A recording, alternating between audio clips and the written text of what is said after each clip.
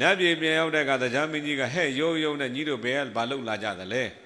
လူပြေမှာရှင်မာကတ္တဗကိုသွားပြီးဆွန်းလောင်းတယ်ပေါ့ဆွန်းလူခံလိုက်သလားလူမခံဘူးရှင်မာကတ္တဗကဆင်းရဲတဲ့တရားဓမ္မကိုပဲချီးမြှောက်တာတဲ့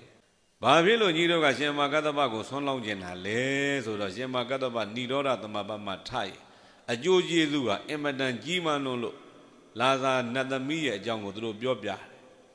အေးအဲ့လိုအကျိုးကျေးဇူးများရင်ငါလည်းသွားအောင်မယ်ဆိုသူ့ရဲ့မိဖုရားဖြစ်တဲ့သူဇာတာကိုခေါ်ပြီးတော့သူလည်းပဲလူပြေစင်ရာဇဂိုမြို့အဝင်မှာစင်းရဲသားအဖိုးဖွားလင်မယားနှစ်ယောက်ဆောင်ပြီးတော့သူကလည်းဆောင်းလောင်းရှင်မာကတ္တဗကြီးကြွလာပြီစင်းရဲတဲ့တရားဓမ္မတွေချီးမြှောက်တယ်ဆိုတော့ရှင်မာကတ္တဗကြီးဟာအိမ်လေးကလည်းတေးသေးလေးအဖိုးကြီးနဲ့ဖွားကြီးနှစ်ယောက်တည်းစင်းအောင်စင်းရဲနေရတဲ့အိမ်ရှိမှာပြိတဲ့အဖိုးကြီးကလည်းတကုတ်ကုတ်နဲ့အလုတ်လုတ်နေရအဲ့ဒီမှာပြိတဲ့ရှင်မာကတ္တဗ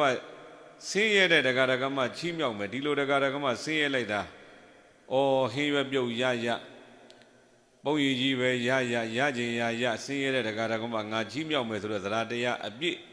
တနည်းအားဖြင့်ပြောရင်ကရုဏာဓာတ်အပြည့်နဲ့ပေါ့ဗျာအဲ့ဒီအိမ်ရှိမှာဆွမ်းရဟာဆွမ်းရတော့ဘိုးကြီးကဟဲ့အိမ်ရှင်မ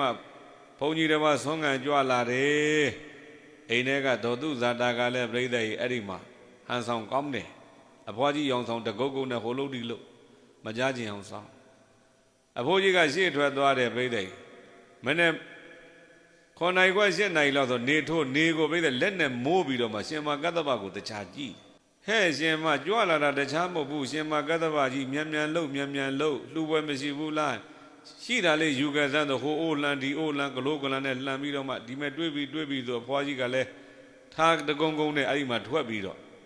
လင်မယားနှစ်ယောက်ပြိဿရှင်မာကတ္တဗရဲ့တပိတ်ထဲကိုဆွန်းလောင်းထဲတယ်ခွက်ထဲမှာကင်ထားလိုက်တော့ပြိဿခင်းရွက်ပြုတ်မြို့ခက်ကြမ်းဆင်းရဲသားစားတဲ့ခင်းပေါ့ရှင်မာကတ္တဗရဲ့တပိတ်ထဲကိုလည်းလောင်းထဲလိုက်ရောတဲ့ပြိဿရာဇဂိုတစ်မျိုးလုံးကိုမှုေးသွားတာပဲ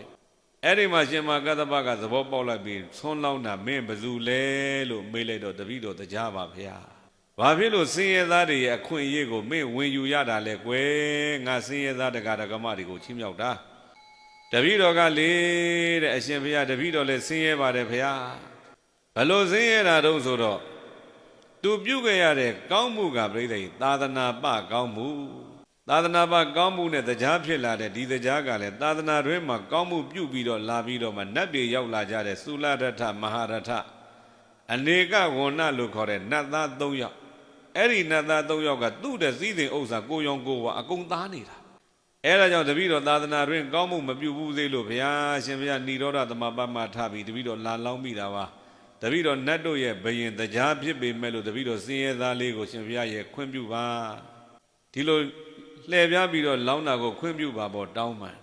နောက်တခါတရားကမေးတယ်ရှင်ဘုရားတပည့်တော်ဒီလိုလောင်းတော်ရောကုသိုလ်ရပါသလားမေးလိုက်တော့ရပါတယ်ကွယ်ကုသိုလ်ကတော့လောင်းလူရင်တော့ရပြီးသားနောင်မင်းဒါမျိုးမလုပ်နဲ့မလဲသားနဲ့ရှင်မာကတ္တဗကဖြောင်းပြပြီးပြန်ပြောပြအဲ့ဒီမှာတရားမင်းကပြိဿသူဇာတာနဲ့ရှင်မာကတ္တဗကို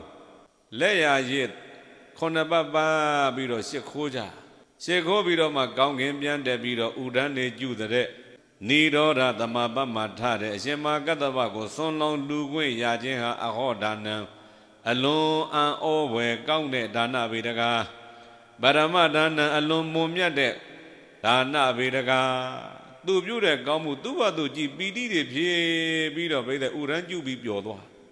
အဲ့ဒီဥရန်ကျုတဲ့အတန်ကိုသိပြီးတော့မှသံဃာတော်ရှင်သူမြတ်များကပြိဿဘုရားကိုလျှောက်တယ်ဘုရားကလည်းပဲ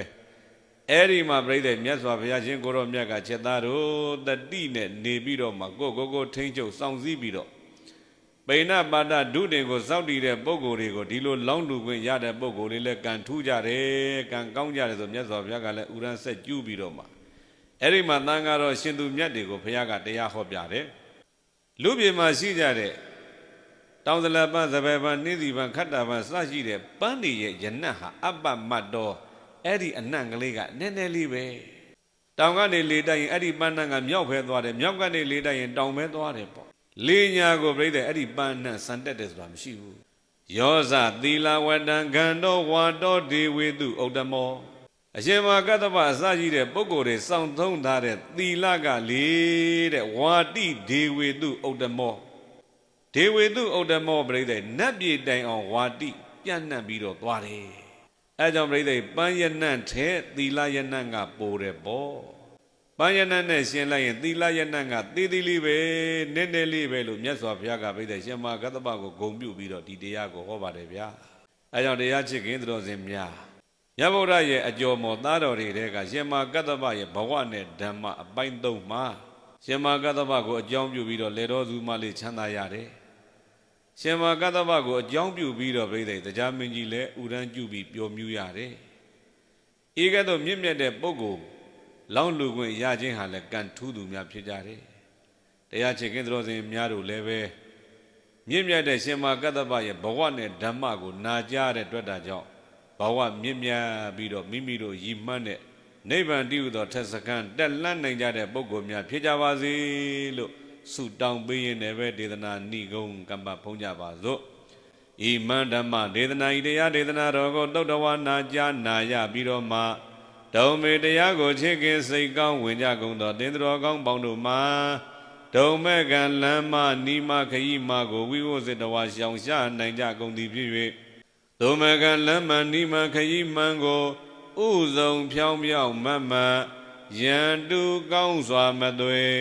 လိုက်သွားနိုင်ကြပါစေကုန်သတည်း